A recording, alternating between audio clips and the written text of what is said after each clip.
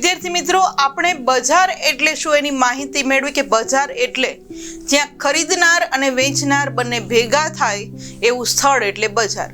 તો ચાલો હવે આ બજારના અલગ અલગ પ્રકાર વિશે માહિતી મેળવી કે કેટલા પ્રકારની બજાર હોય છે.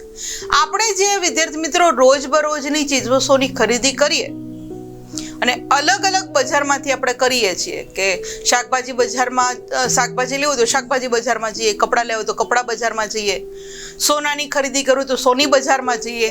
આમ રોજબરોજની જે કંઈ ચીજવસ્તુઓ છે આપણી એની ખરીદી અલગ અલગ બજારમાંથી કરતા હોય છે. જ્યાં ઇમેજની અંદર આપણે જોઈ શકીએ કે દરેક બજાર અલગ અલગ હોય છે. વિદ્યાર્થી મિત્રો, આપણી આસપાસની બજારની વાત કરીએ કે આપણી આસપાસ કેટલી બજારો જોવા મળે છે તો કે મહોલ્લા બજાર, સાપ્તાહિક બજાર, ગુજરી બજાર, મોટા મોટા શોપિંગ કોમ્પ્લેક્સ અથવા તો શોપિંગ મોલ જેને આપણે કહીએ છીએ, નિયંત્રિત બજાર, ઓનલાઈન બજાર. આમ બજારના પણ અલગ અલગ ભાગ આપણે ત્યાં જોવા મળે છે કે જેને આપણે અલગ અલગ નામથી ઓળખીએ છીએ, જે આ ઇમેજની અંદર જોઈ શકીએ છીએ. તો ચાલો હવે આ જે આપણે પ્રકારોના નામ જોયા એ પ્રકારો વિશે વિગતે માહિતી મેળવીએ.